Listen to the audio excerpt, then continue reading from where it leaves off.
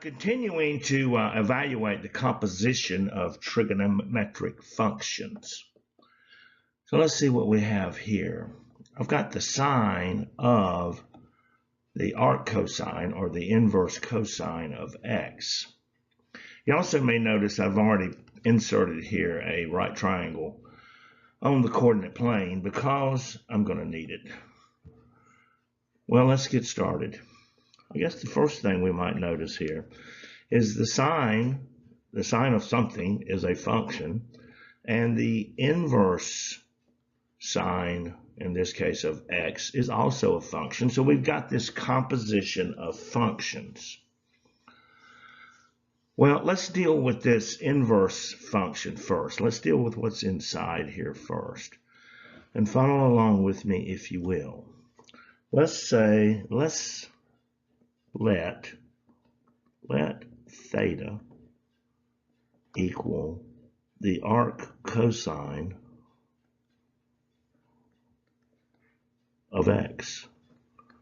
Now, we know that to be true because we use inverse trig functions to find angle measures. So we're going to say let theta equal the arc cosine of x. And let's do this. Let's multiply both of this by the cosine on both sides. So we got the cosine now of theta, bad looking theta. Let me try to make that a little prettier. Well, probably can't, trying to write like I am. And then I got the cosine of the arc cosine of x. Well, the cosine and the arc cosine are inverses of each other, so those are going to cancel. And that's going to leave me with that the cosine of theta equals x. Now, let's think about what the cosine is, and cosine of theta is in its basic form. Well, the cosine of theta is SOHCAHTOA, go back to SOHCAHTOA, is the adjacent side over the hypotenuse, correct? All right, well, now we're looking at this on the unit circle, so let's move over here to our right triangle for just a moment. Well, I see theta here, and on the unit circle, my hypotenuse is my radius, which is just 1. I'm going to put 1 right there, and my adjacent side is x. So then this is the same as x over 1. Now, what I don't know is, and I'm going to relabel this as A because we're going to relate this to the Pythagorean theorem. What I don't know is what's this right here. But I can use Pythagorean to get there. So, with Pythagorean, if I'm trying to find this value of A right here, we're going to call it A for the moment, I'd have A squared plus other side, other leg squared, equals 1 squared. And then A squared is going to equal, and of course 1 squared is just 1, 1 minus x squared. And then if we take the square root of both sides of this, then we can say that A equals the square root of 1 minus x squared. So this side then I'm defining as 1 minus x squared, and we're talking about the square root of that. Square root of 1 minus x squared. All right, so we've dealt with the inside function here, and we've used it to find what is this opposite side, which then takes us to what is the sine? We're trying to find the sine of this. Now, let's go back to the basic level.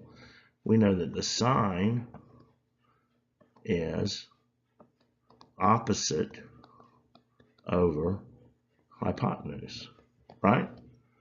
Okay, well, here's theta. And what have we defined as our opposite side? Well, that is, we've said that this is the square, I should put theta in here. Let me put theta. All right, is equal to the opposite side which is 1, square root of 1 minus x squared, and that's over the hypotenuse, which is 1. So the sine of theta, taking the composition of these two trig functions and putting it in algebraic terms, is just simply equal to the square root of 1 minus x squared. Square root, sine of theta, 1 minus the square root of x squared. Now, would we care to do another one? Well, of course we would. Let's make this one a little bit more interesting. All right, well, now I've got the cotangent of the inverse sine of x. Well, let's kind of go about that the same way. We're going to deal with this inside function first. I'm going to call it the inside function. Let's let theta equal the inverse sine of x. And again, we know that to be true. Theta is an angle measure. We use the inverse sine function to find an angle measure, so that's true. Let's go ahead and multiply both sides by the sine. So we got the sine of theta now equals the sine times the inverse sine of theta of x. And over here on my right, my sine and my inverse, they're inverses of each other, so they just cancel out. And so now that we've got the sine of theta equals x. And again, I want to think about what is the sine of theta. What does that equal to? Well, going back to our SOHCAHTOA days, so we're on the right triangle, so we can use it. That is the opposite over a hypotenuse.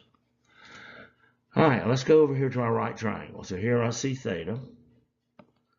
And if my hypotenuse is 1,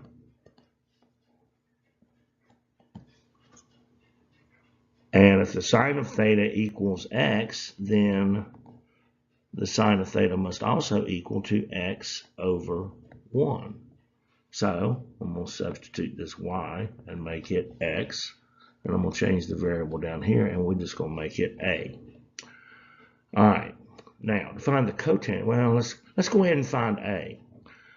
And so again, we're going to use Pythagorean, and so we're going to say that a squared plus x squared, because we defined the opposite side as x, equals 1 squared. And very similar to what we just did, then I got a squared equals 1. 1 squared is just 1 minus x squared.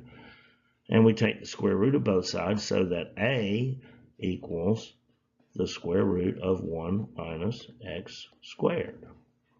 So this is 1 square root of 1 minus x squared. Let me get my square root symbol in there. All right, now let me write that a little better. Square root of 1 minus x squared is how we're defining our adjacent side. Our opposite side is x, and our hypotenuse is 1. Now let's think about the cotangent. We finished in the inside. We finished dealing with the inverse sine of x. Well, the cotangent, which is the reciprocal of the tangent. Now, the tangent is opposite over adjacent, which means that the cosine of theta must be the adjacent over the opposite. Well, how did we define our adjacent side? We said that the cotangent, the adjacent side, is the square root of 1 minus x squared, and the opposite side is x.